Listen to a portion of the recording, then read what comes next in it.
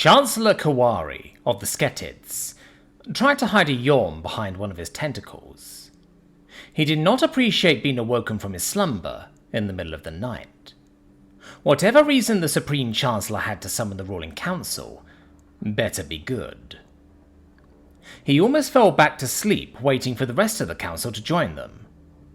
He sat up straighter as the Supreme Chancellor entered the chamber with the 6 other beings behind them. He recognized the 5 members of the Coalition's military high command, but while the 6th being wore a military uniform, he didn't know them. It wasn't out of the ordinary for 1 or 2 members of the high command to attend a council session, but having all 5 at a session ordered in the middle of the night was not good news. Supreme Chancellor Saduhi called for order and stood up to address the gathering. "My friends, I'm sorry to call a session in the middle of the night and disturb your rest cycles, but I assure you the reason for it is most urgent." The Supreme Chancellor gestured to one of the military officers. "Fleet Admiral Temua, would you share with the Council what you told me earlier?" Fleet Admiral Temua stepped forward and nodded to the unknown military officer. "This is Legate Nesanhor, and she is the head of military intelligence." The legate bowed before stepping back and moving to the controls for the chamber's holo-imager. She tapped a few commands into the console, and a map of the Coalition's territory appeared in the air. After a moment, she zoomed the map to Sector 1526 on the Coalition's border with unclaimed space. With no systems for over 5 parsecs, it was only of interest to Coalition scientists studying the stellar phenomena of the region. It also showed the recently defined border with a relatively recent addition to the galactic community. The humans had only made contact about 100 galactic years ago, GY, with the border set less than 30 GY previously. The humans are a mostly peaceful race that prefer to engage in trade, exploration, and diplomacy over military conflict. But underestimating their military capabilities is a very bad idea, as the Flicks found out. With the humans having less advanced technology, the Plicks assumed they would be easy pickings. The Plicks and the rest of the galaxy learned a valuable lesson from the humans. Their knowledge of warfare helped level the field against a technologically superior enemy. It had been centuries since most of the galactic community had engaged in large-scale war, and they'd gotten complacent. The great powers in the galaxy utilized energy weapons in space combat, so they naturally used energy shields for defense against the weapons. But the humans preferred projectile weapons, missiles, torpedoes, and armoring their ships. The Plick shields were far less effective against human weapons than they expected. The humans used a variety of tactics in both space and on the surface of several worlds that Plicks had trouble understanding, let alone countering. It took less than half a galactic year for the Plicks to sue for peace. They'd hurt the humans, but with every battle, the humans tried new things and revealed new technology, re-engineered from the Plick ships they captured or salvaged. It became obvious things were starting to get out of hand, and the Plicks had lost the initiative in the war. So they cut their losses and started to negotiate. In one of the weirdest peace treaties ever known in galactic history, the humans asked for several systems, but offered compensation for them instead of reparations offered by the Plicks. Of course, the Plicks accepted, and for years the galaxy thought humans foolish for not only declining reparations, but offering to pay for the 6 systems they asked for. It was 10 galactic years before the Coalition understood how clever the humans were. The lenient terms with the Plicks eventually turned into wary peace and lucrative trade deals. The Plicks are now one of their closest allies and trading partners. The systems they requested provided them borders with the Coalition and several other races. It allowed them to trade directly with these entities and avoid the costs involved with shipping goods via a third party. They gained far more than they would have gotten if they just demanded reparations and seized the systems. So when the map began to zoom in closer to the border with the humans, There was some trepidation of a conflict igniting with the humans, but the system highlighted did not border human space. Fleet Admiral Tamura indicated the highlighted system. This is System T57284. There were several small colonies in the system. The Fleet Admiral turned to look at the council members as he spoke. Notice, I said were. They are gone now. Not destroyed or occupied, but eradicated. Nothing left on those walls but sterile soil and rocks.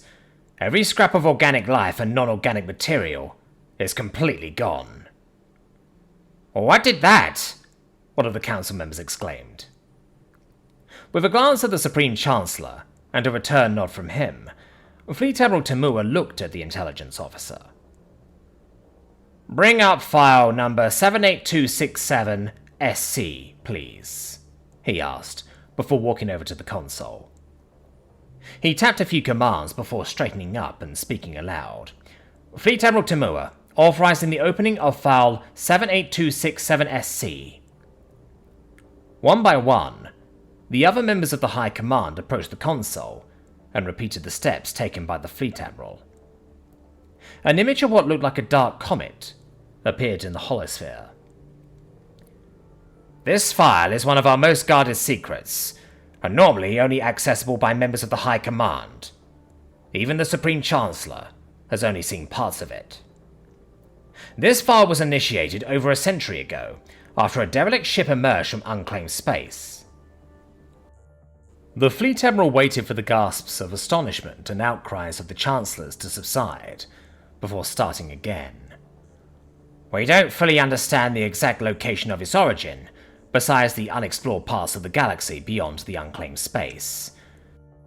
It was very old, at least 1 millennia old, and the crew is long dead. The image of a strange-looking ship hovered in the holosphere. The Fleet Admiral continued. It took our scientists decades to begin translating the ship's database. It contained a warning about some kind of enemy they called the Scourge. It was some kind of horde of mechanical life forms that would attack anything containing organic matter and any non-organic matter above ground. It uses the organic matter as an energy source to turn metals and other materials into more of them. These things have completely consumed everything in the part of the galaxy the ship came from. The database said there were trillions of them. The Fleet Admiral turned and pointed to the dark comet. One of our observation drones caught this image and transmitted it via subspace, so this image is less than a day old. This image matches one contained in the ancient ship's database. The Fleet Admiral looked around the room and looked at every council member. Chancellors, this is the Scourge, and it is a massive force. Current estimates are that it contains over a quintillion of these things in it. Chancellor Kawari had to look up the number on his datapad, and nearly dropped when he saw what it meant. He was so distracted in his research that he almost missed the Fleet Admiral's next words. And now it's entered our part of the galaxy, and heading our way, the Fleet Admiral finished. What does the High Command propose to do about this? Chancellor Kawari shouted. The Fleet Admiral turned and looked at the Chancellor before speaking. Do? There is nothing we can do to fight it. We'll try, but the chance of success looks to be less than 1%. All we'd really do is feed the damn things, but we'll try to buy time to evacuate the worlds and colonies in its route. The database also mentioned they are attracted to artificial signals, so populated places will need to go dark, and only use tight beam communications. We've alerted the humans in case they head towards them instead. The Supreme Chancellor will inform the ambassadors of the other governments. The Fleet Admiral finished. Chancellor Kawari got the Fleet Admiral's attention before speaking. How long before it reaches our highly populated systems? 27 days, give or take, he replied in a subdued tone. The chamber erupted in a low roar as members talked and shouted at each other. The others were so involved in their discussions and histrionics that they didn't notice the legate approach the Fleet Admiral and whisper something to him. Whatever it was surprised the Fleet Admiral so much that he spoke loud enough for everyone to hear. "They're doing what?" he exclaimed. "I want confirmation." His question instantly brought all noise to a stop. It took him a moment to realize his outburst had been noticed. "My apologies, Chancellors, but I just received some startling news," the Fleet Admiral explained. "If you remember, I mentioned the database said the Scourge are attracted to artificial signals. Well, humans began broadcasting a large amount of those kinds of signals from one of their systems on their border with the unclaimed space."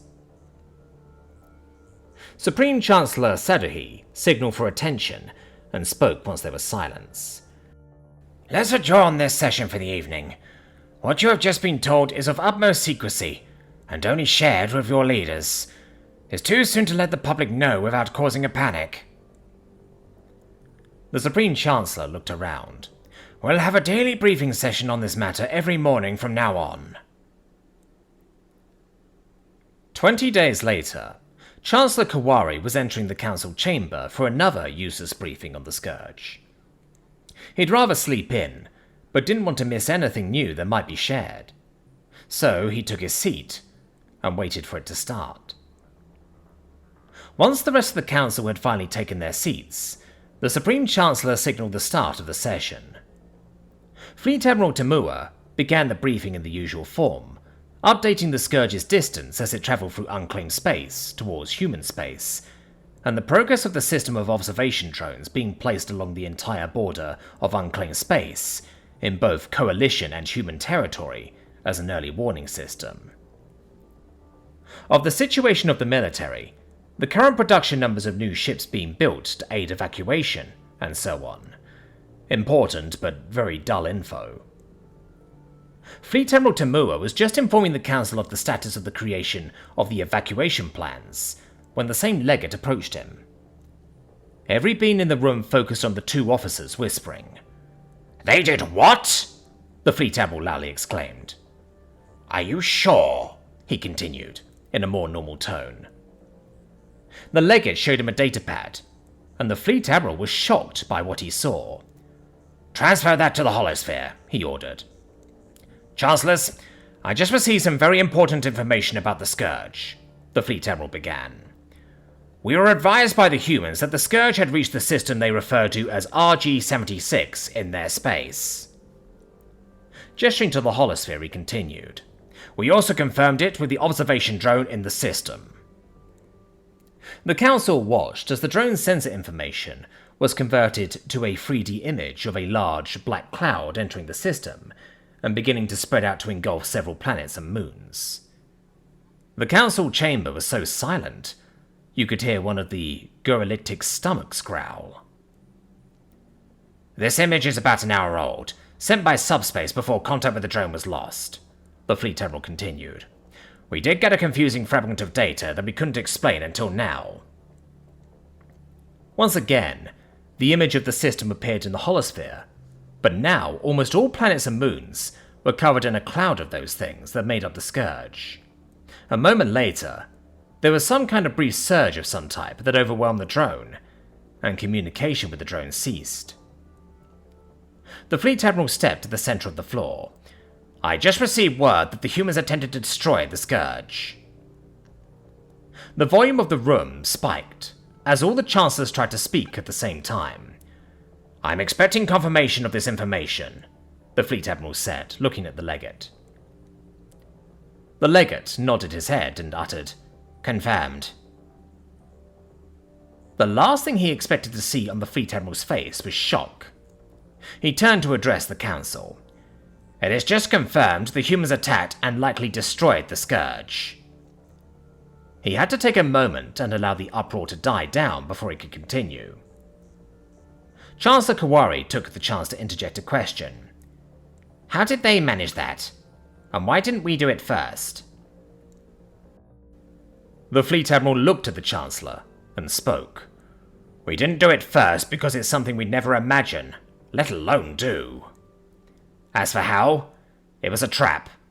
They used all those signals to lure the Scourge into the system, and then they The Fleet Admiral's voice faltered, as if he couldn't believe what he was saying. "They what?"